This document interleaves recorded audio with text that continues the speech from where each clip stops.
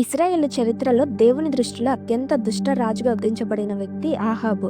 Bible ప్రకారం అతడు తన ముందున్న రాజుల కన్నా ఎక్కువగా యెహోవాకు విరోధంగా ప్రవర్తించాడు. రాజ్యానికి వచ్చిన మొదటి రోజుల నుంచి దేవుని ఆజ్ఞలను గౌరవించకుండా తన స్వార్థం ప్రకారం జీవించడం ప్రారంభించాడు. ముఖ్యంగా సిదోనీల రాజకుమార్తె అయిన యెజబెలును వివాహం చేసుకున్న తర్వాత అతని జీవితం పూర్తిగా మారిపోయింది. ఆమె ప్రభావంతో ఆహాబు యెహోవాను విడిచిపెట్టి బయలు అనే అబద్ధ దేవతను పూజించడం ప్రారంభించి సమరయాలో బయలుకు మందిరం కట్టించి బలిపీఠాన్ని స్థాపించి విగ్రహారాధనను రాజ్యమంతటా వ్యాపింపజేశాడు. అంతేకాదు యెహోవా ప్రవక్తలను వెతికి చంపించి దేవుని సేవకులు అడవుల్లో దాక్కుని జీవించాల్సిన పరిస్థితి తీసుకొచ్చాడు.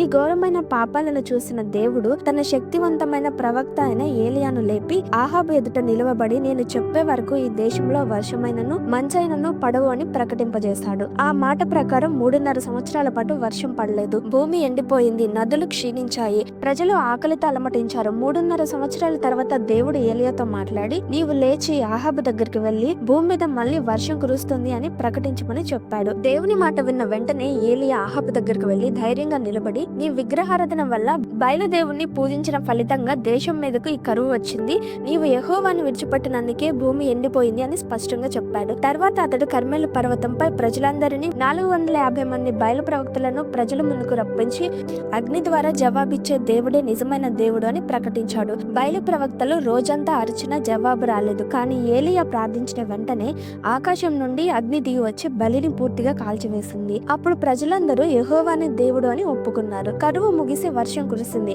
అయినా ఆహాబు హృదయం పూర్తిగా మారలేదు. కొంతకాలానికి ఆహాబు తన రాజనగర్కి ఆనుకుని ఉన్న నాబోతు ద్రాక్ష తోటను ఆశించాడు. దానిని స్వాధీనం చేసుకుని ఆ ద్రాక్ష తోటను కూరగాయల తోటగా మార్చుకోవాలని ఆశపడ్డాడు. అందుకే ఆహాబు నాబోతును పిలిపించి దానికి బదులుగా వేరే తోటను లేదా డబ్బును ఇస్తానని చెప్పాడు. దానికి నాబోతు నిరాకరించాడు. ఇది నా పితరుల నుంచి నాకు వచ్చిన ఆస్తి, దీనిని నేను ఎట్టి పరిస్థితుల్లోనూ ఇవ్వలేను అని చెప్పాడు. ఆ సమాధానం వినగానే రాజుకు చాలా కోపం వచ్చింది.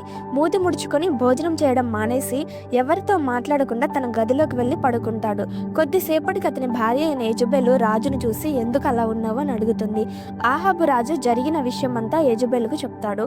అందుకు అతని భార్య అయిన యెజబెలు, ఇశ్రాయేలులో నీవిప్పుడు రాజ్యపాలనము చేయటలేదా? లేచి భోజనం చేసి మనసులో సంతోషంగా ఉండుము. నేను ఇశ్రాయేలీయుడైన నాబోతు ద్రాక్ష తోట నీకు ఇప్పిస్తానని అతనితో చెప్పింది.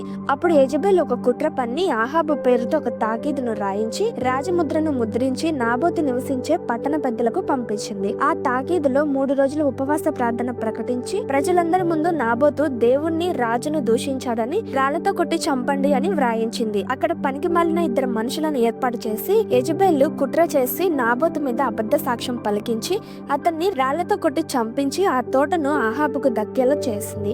ఆ నిర్దోషి అయిన నాబోతు రక్తాన్ని చూసిన దేవుడు మళ్ళీ ఏలియాను పంపి, నాబోతు రక్తాన్ని కుక్కలు నాకిన చోటే నీ రక్తాన్ని నాకుతాయి అని తీర్పు ప్రకటించాడు. అంతేకాకుండా అతని కుటుంబం నాశనం అవుతుందని ప్రకటించాడు. ఇశ్రాయేలు ప్రాకారం వద్ద కుక్కలు యెజబెలును తింటాయని దేవుని తీర్పు వారి మీద ప్రకటించాడు.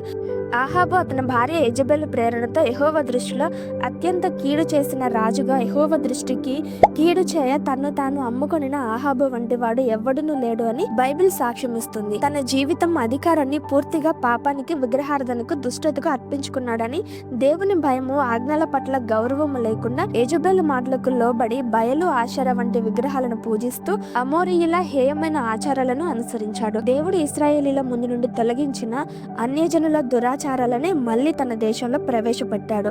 అందువల్ల అతడు కేవలం వ్యక్తిగతంగా పాపం చేయడమే కాకుండా దేశమంతటిని పాపంలోకి నెట్టాడు. ఏలియాతో మాట్లాడిన తర్వాత ఆహాబు తన వస్త్రాలు చింపుకొని గోనెపట్ట కట్టుకొని ఉపవాసం ఉండి ప్రార్థించాడు.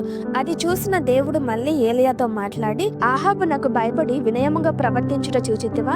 నాకు భయపడి అతడు వినయముగా ప్రవర్తించుట చేత ఆ అపాయము అతని కాలమందు సంభవింపకుండా ఆపి అతని కుమారుని కాలమందు అతని కుటుంబీకుల మీదకి రప్పించదునని చెప్పాడు.